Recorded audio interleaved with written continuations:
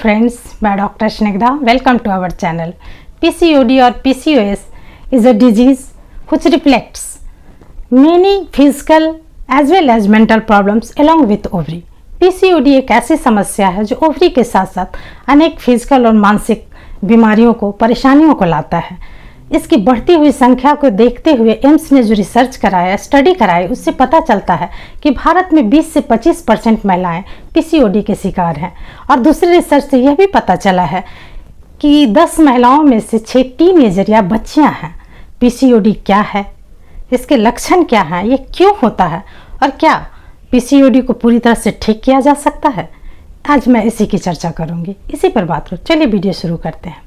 PCOD यानी polycystic ovarian disease एक hormonal disease है जिसमें महिलाओं से संबंधित जो हार्मोन होते हैं, एस्ट्रोजन और प्रोजेस्टेरोन, उसका स्तर कम हो जाता है और पुरुषों का हार्मोन एंड्रोजन और टेस्टोस्टेरोन, उसकी मात्रा बढ़ जाती है. इसकी वजह से बाहरी तौर पर उनमें जो लक्षण उभरते हैं उसमें उनके पीरियड बंद हो जाते हैं, इरेगुलर हो जाते हैं या कम हो जाते हैं. मोटापा बढ़ने लगता है, चेहरे पर बाल आने लगते हैं और चेहरे पर एक्ने या दाने के साथ साथ वे दाने छाती और अपर बैक पर भी आने लगते हैं. इसके साथ साथ उनका बीपी लेवल, शुगर लेवल और कोलेस्ट्रॉल लेवल भी बढ़ने लगता है और मानसिक तौर पर वे एंजाइटी, स्ट्रेस और डिप्रेशन का भी शिकार होने लगती हैं. इन सब कारणों को देखते हुए इसे सिंड्रोम कह दिया जाता है क्योंकि बीमारियों का एक संग्रह हो जाता है. इसके लक्षणों के बाद इनके कारण की बात करते हैं.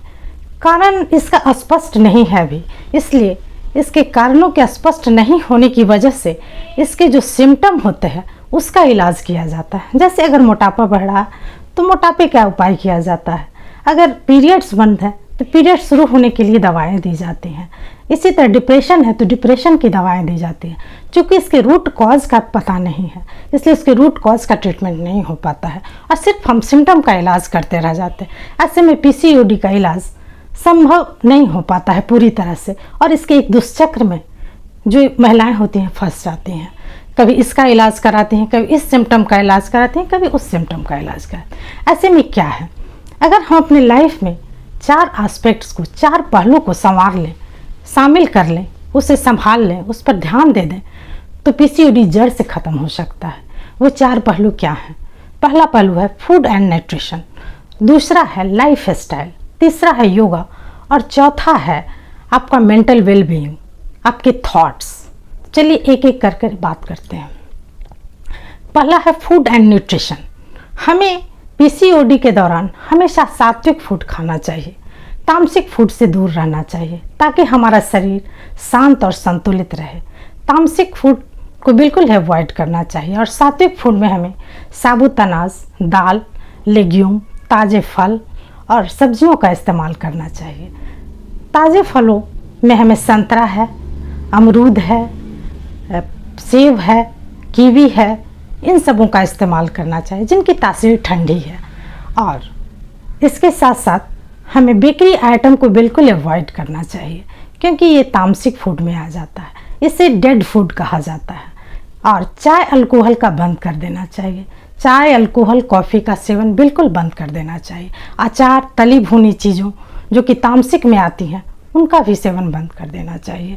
इसके साथ साथ हमें जिन चीज़ों को और शामिल करना चाहिए उनमें है high fibrous food. High fibrous food जो होता है उसकी वजह से हमारे जो ग्लूकोज का मेटाबॉलिज्म है वो स्लो होता है और शरीर में ब्लड शुगर का लेवल कम होता है. इसके साथ साथ हमें हाई प्रोटीन को शामिल करना चाहिए. ये शरीर में इंसुलिन के लेवल को बनाए रखता है. इसके साथ साथ यदि हम अपने शरीर में हाइड्रेशन का अच्छा ख्याल रखें, पानी के इंटेक का अच्छा ख्याल रखें तो ज़्यादा बेटर होगा. लेकिन फिर भी 2 से 3 लीटर से ज़्यादा पानी ना पिएं और इससे कम भी ना पिएं.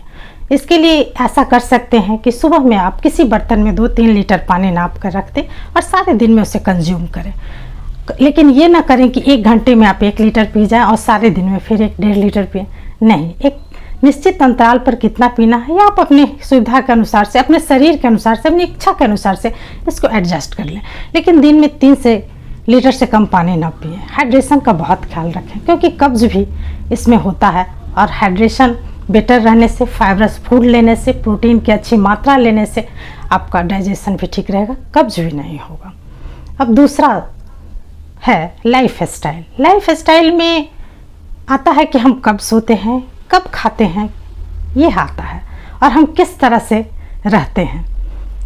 आजकल देर रात सोना, सुबह देर से उठना एक आदत सी बनती जा रही है।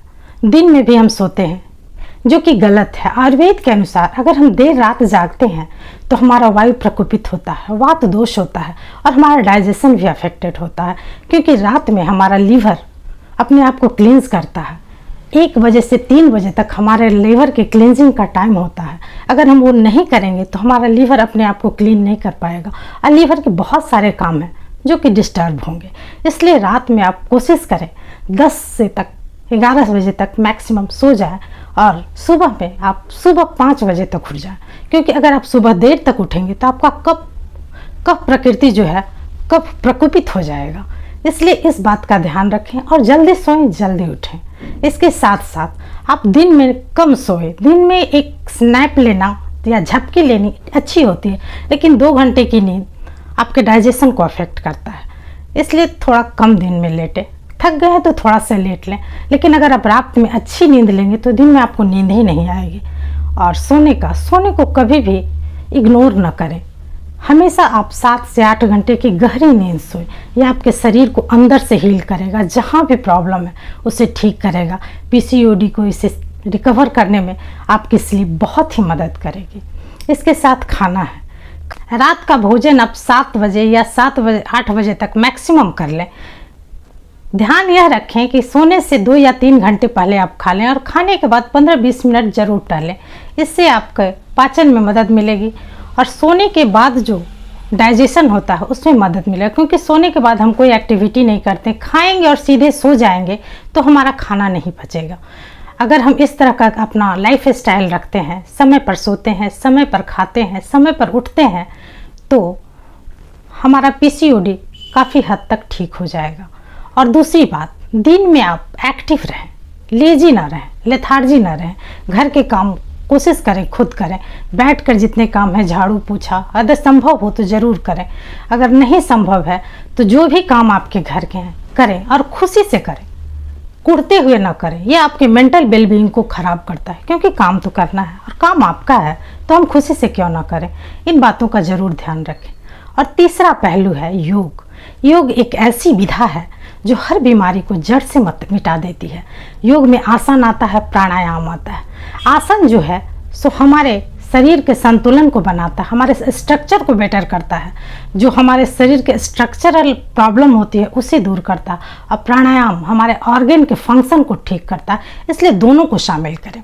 आसन में हम पवन मुक्त आसन करें, भुजंग आसन करें, मकरासन करें, सेतु बंध आसन करें, चक्रासन करें, पादहस्त आसन करें, चक्की चालन आसन करें, और प्राणायाम में कपालभाति करें, अनुलोम विलोम करें और भ्रामरी करें।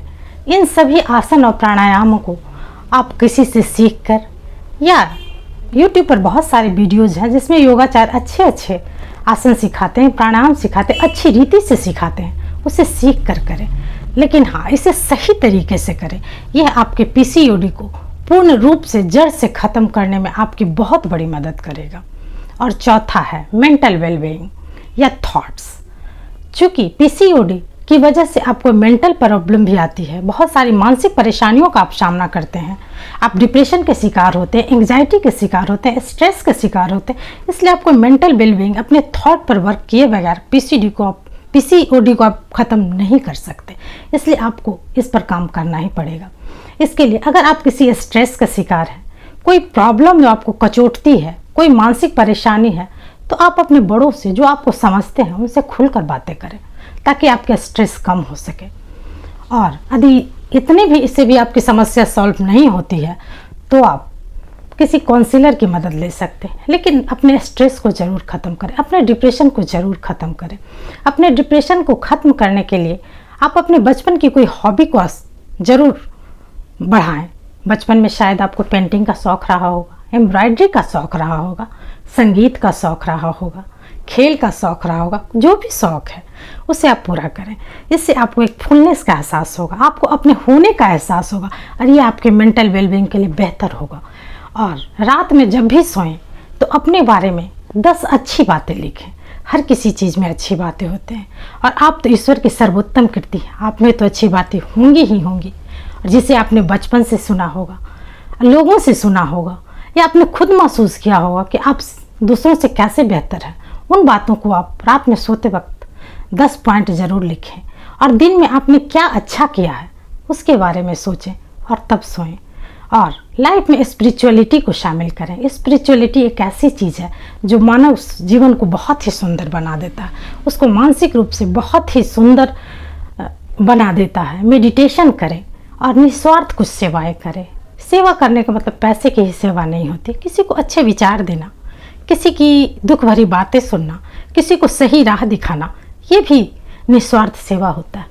इस तरह आप अपने मेंटल हेल्थ पर ज़रूर ध्यान दें और स्ट्रेस, एंग्जाइटी और डिप्रेशन से बाहर आए। अगर आप डिप्रेशन में रहेंगे तो चाहे 3 स्तंभ पर काम करें, आपका पीसीओडी ठीक नहीं होगा। इसलिए आपको अपने मेंटल हेल्थ पर वर्क करना ही पड़ेगा और आपको डिप्रेशन से बाहर आकर, स्ट्रेस से दूर होकर, एंग्जाइटी से दूर होकर अपने मेंटल वेलबींग को बेहतर बनाना होगा। यदि हम इन 4 स्तंभों पर अपने आप को ढाल लेते हैं, अपने आप को बेहतर बना लेते हैं, इन बातों को फॉलो करते हैं, इन 4 स्तंभों को अपने लाइफ में शामिल करते हैं, तो कोई कारण नहीं है कि पीसीओडी जड़ से नहीं जाएगा। पीसीओडी जाएगा। पीसीओडी के जाने के साथ साथ जीवन की अन्य बीमारियां जो आपके साथ हैं वो भी जाएंगी और आप एक बेहतर इंसान, स्वस्थ इंसान उभर कर बाहर आएंगे। पीसीओडी कोई बहुत बड़ी समस्या नहीं है, लेकिन हमने इसे एक समस्या बना दिया है। मेरी बात पर विश्वास करें और इन 4 पहलुओं को अपने लाइफ में शामिल करें। पीसीओडी से आप मुक्त हो जाएंगे। खुश रहें, स्वस्थ रहें, मस्त रहें। धन्यवाद।